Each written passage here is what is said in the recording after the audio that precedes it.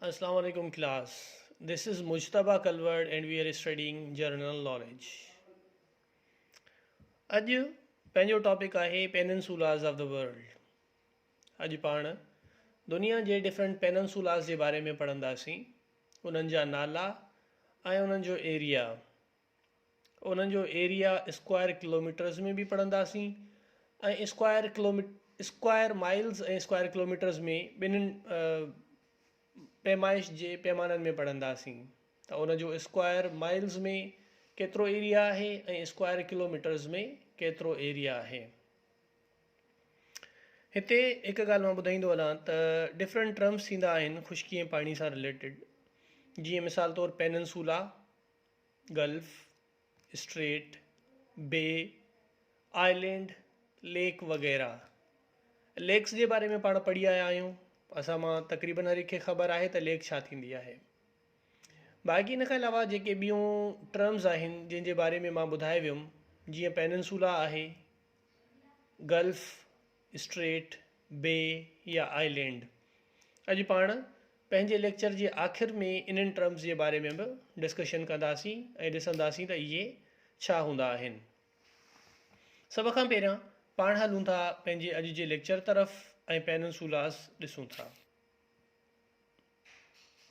पाण वटि सभ खां पहिरियों आहे अरेबियन पेनिनसुला। ही 12,50,000 स्क्वायर माइल्स ते मुश्तमिल आहे ऐं किलोमीटर्स में ॾिसूं त ही 32,27,500 स्क्वायर किलोमीटर्स हिन जो टोटल एरिया आहे। इंडियन पेनिनसुला 8 लख स्क्वायर माइल्स या 20,72,000 स्क्वायर किलोमीटर्स। 3 नंबर ते अलास्का पेनिनसुला, जंहिंजो एरिया 5,80,000 स्क्वायर माइल्स या 15 लख स्क्वायर किलोमीटर्स आहे। चौथे नंबर ते लेब्रेडर, ही 6,25,000 स्क्वायर माइल्स ते मुश्तमिल आहे या 16,20,000 स्क्वायर किलोमीटर्स।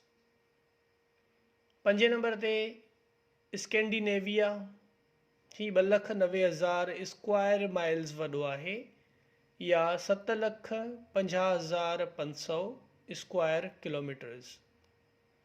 6 नंबर ते पाण वटि आहे इब्रियन पेनिनसुला, ही 2,25,500 स्क्वायर माइल्स हिन जो एरिया टोटल ऐं माइल्स में ऐं किलोमीटर्स में 5,84,000 स्क्वायर किलोमीटर्स। 7 नंबर ते मलाय पेनिनसुला, 70,000 स्क्वायर माइल्स या 1,81,300 स्क्वायर किलोमीटर्स। ही असांजा 7 वॾा पेनिनसुलास आहिनि। हाणे हिकिड़ी ॿी शइ डिस्कस करियूं था। ही हिकु टोकन क्वेश्चन चई सघिजे थो। एक्सट्रीम टेम्परेचर्स पाण ॾिसंदासीं। दुनिया जो अगरि हॉटेस्ट टेम्परेचर रिकॉर्ड कयो वियो आहे उन जी ॻाल्हि कजे त ही 134 डिग्री फ़ारेनहाइट या 56.7 डिग्री सेंटीग्रेड अर्थ ते हिन महिल ताईं गरम तरीन टेम्परेचर 56.7 डिग्री सेंटीग्रेड रिकॉर्ड कयो वियो आहे। ही कहिड़े एरिया में रिकॉर्ड कयो वियो? डेथ वैली, कैलिफोर्निया यानी यूनाइटेड स्टेट्स ऑफ अमेरिका में वाक़ आहे, यूएस में। उते 10 जुलाई 1913 ते ही हॉटेस्ट टेम्परेचर रिकॉर्ड कयो वियो। 10 जुलाई 1913 death valley California 56.7 degree centigrade या 134 डिग्री फ़ारेनहाइट। कूलेस्ट टेम्परेचर ही एंटार्क्टिका जे इलाइक़े वोस्टॉक में रिकॉर्ड कयो वियो।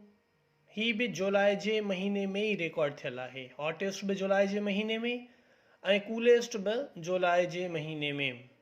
कूलेस्ट टेम्परेचर पाण वटि आहे -128.6 डिग्री फ़ारेनहाइट या -89.2 डिग्री सेल्सियस, डिग्री सेंटीग्रेड या डिग्री सेल्सियस। हाणे कुझु माण्हुनि जो ख़्यालु इहो आहे त एंटार्क्टिका में इंसानी रिहाइश मुमकिन नाहे, पॉसिबल नाहे।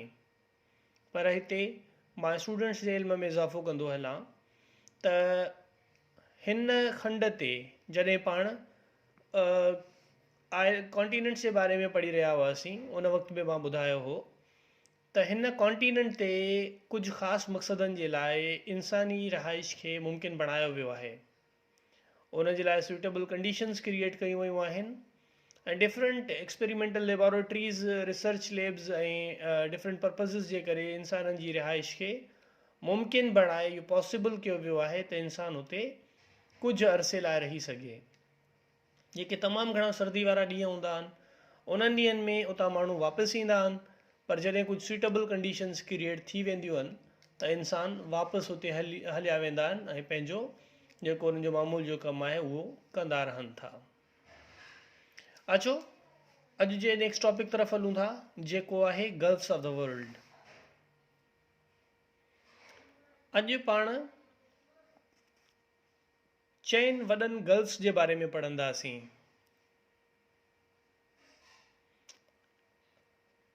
लार्जेस्ट गल्फ आहे पाण वटि गल्फ ऑफ मैक्सिको। मैक्सिको ही हिकु मुल्क आहे जंहिंजो अमेरिका सां बॉर्डर टच थिए थो पियो। जॾहिं प्रेसिडेंट ट्रंप अमेरिका जो सदर चूंडियो वियो हो त उन मैक्सिको खां इलीगल इमिग्रेंट्स जी आमद ते नोटिस वरितो हो ऐं उनजे इलेक्शन कैंपेन जो इहो वाइदो बि हो त जेके इलीगल इमिग्रेंट्स अचनि था मैक्सिको मां उन्हनि ते पाबंदी लॻाईंदुमि ऐं उन्हनि जे अचण जो रस्तो बंदि कंदुमि। मैक्सिको ऐं अमेरिकन बॉर्डर जेको आहे उन्हनि जे विच में मां हिकिड़ी वॾी दीवार ठाराईंदुसि त जीअं उतां जे माण्हुनि जी फ्री मूवमेंट खे अमेरिका जे अंदरि रोके सघिजे ऐं ही इलीगल इमिग्रेंट्स न अची सघनि। उहे वॾा ड्रग माफियाज़ बि आहिनि, असले जा स्मगलर्स बि आहिनि ऐं आम लफ़्ज़नि में जे जराइम पेशा माण्हू जेके मैक्सिको खां अमेरिका तरफ़ वञनि पिया, हिकु त अमेरिकन माण्हुनि जे रोज़गार जो मसइलो हो, उन्हनि जे लाइ उहे प्रॉब्लम्स क्रिएट पिया कनि।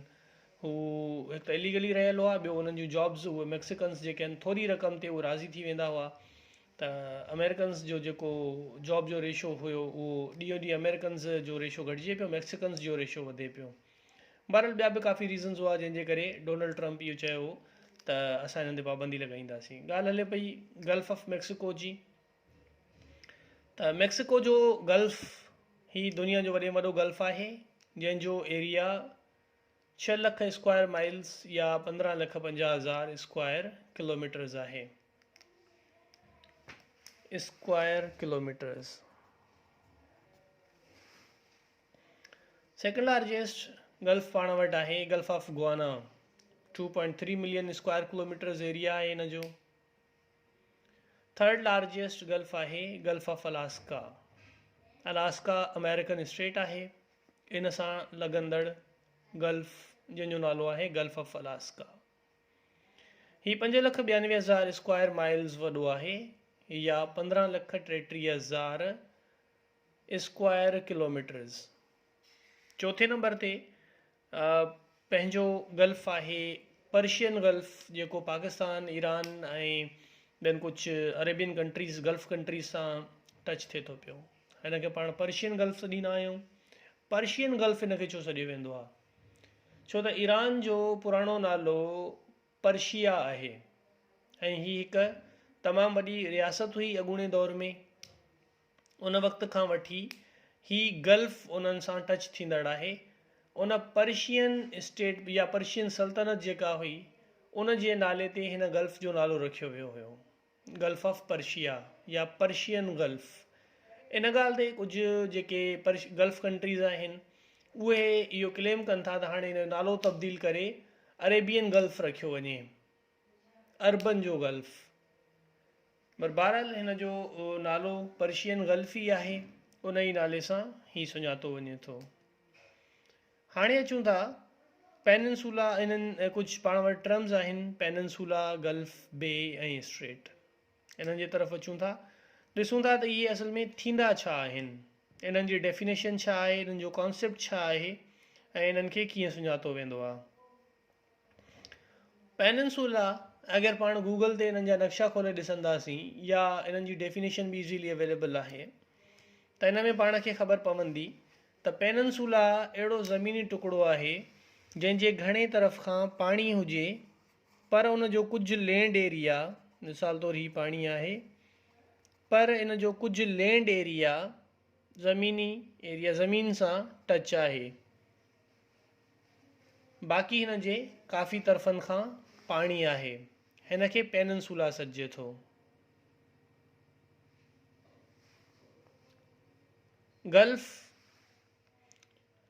गल्फ हाणे अहिड़ो एरिया हूंदो आहे, ही हो पेनिनसुला।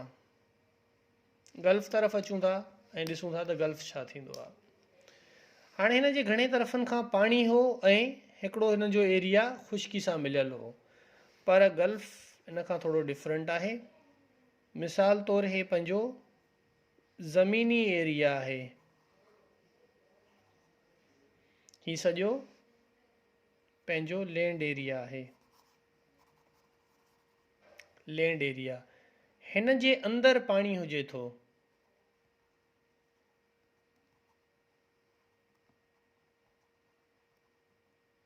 हे सॼो पाणी आहे। गल्फ में छा हो, गल्फ में ॿाहिरां पाणी हो ऐं अंदरि लैंड एरिया, हर तरफ़ खां चइनी तरफ़नि खां न, उन जो हिकिड़ो पासो केतिरो बि हिसो ज़मीनी ख़ुश्की हुजे ऐं बाक़ी ख़ुश्की वारे एरिया सां कनेक्टेड हुजे, उन जे कुझु घणे पासे खां पाणी सां वालारियल हुजे।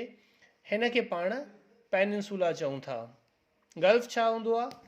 गल्फ अहिड़ो ज़मीनी खितो या एरिया या रक़बो जंहिंजे विच में हिकिड़ी पाणी जी माउथ ओपनिंग हुजे, पर हे क्लोज्ड हुजे ऐं हिन जे विच में पाणी हुजे, हिन खे पाण गल्फ चऊं था। हाणे अचूं था बे तरफ़, त बे छा थींदो आहे? बे अहिड़ो ज़मीनी ख़ुश्की जो टुकड़ो थिए थो जंहिंजे इर्द गिर्द पाणी हुजे, पर उन्हनि में पाण खे कश्ती पार्क करणु, ॿेड़ी या समुंडी जहाज़ आहिनि उन्हनि खे पार्क करण जी जॻह बि हुजे। बे जो मिसाल अगरि वठूं त पाण वटि बे ऑफ बंगाल आहे। बे ऑफ बंगाल ही पाण वटि बे जो वॾो एग्ज़ाम्पल आहे। नेक्स्ट पाण वटि आहे स्ट्रेट, STRAIT, स्ट्रेट। स्ट्रेट छा हूंदो आहे?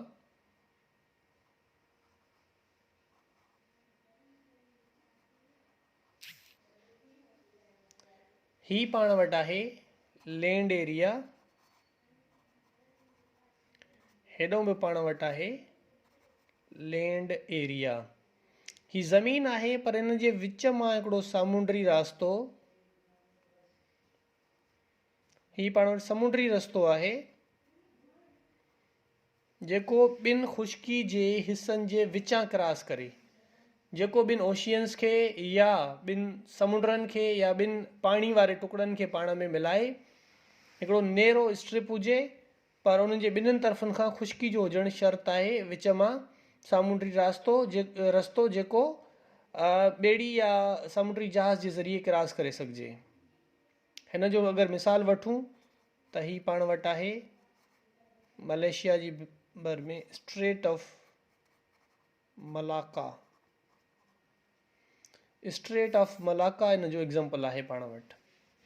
आइलैंड, ही पाण वटि आख़िरी टर्म आहे, त आइलैंड छा थींदो आहे?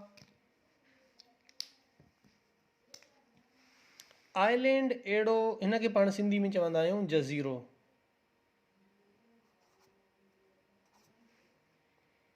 ही अहिड़ो ख़ुश्की जो टुकड़ो थिए थो, ही पाण वटि लैंड एरिया आहे जेको चइनी तरफ़नि खां पाणी सां कवर्ड आहे, जंहिंजे चइनि तरफ़नि खां पाणी हुजे, ही वाटर।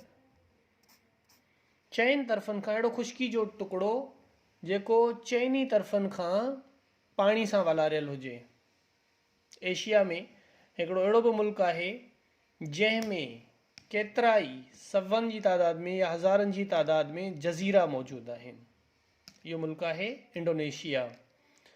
हिन में तमामु वॾे तादाद में जज़ीरा मौजूदु आहिनि, या अगरि चइजे त ही मुल्क जज़ीरनि ते मुश्तमिल आहे त इहो बि ग़लति न थींदो। ही असांजो जेको एग्ज़ाम्स में जोग्राफ़ी जो पोर्शन हूंदो आहे हुन में तक़रीबन ही सवाल ईंदा आहिनि। इन्हनि खे यादि रखो, इन्हनि जा नाला ऐं एरिया ऐं ख़ासि तौर ही टर्म्स यादि रखो त इहे exam J point of view सां वॾियूं हेल्पिंग आहिनि। ही हो असांजो अॼु जो लेक्चर। इन मां कोई क्वेश्चन आहे त पुछी सघो था। Thank U.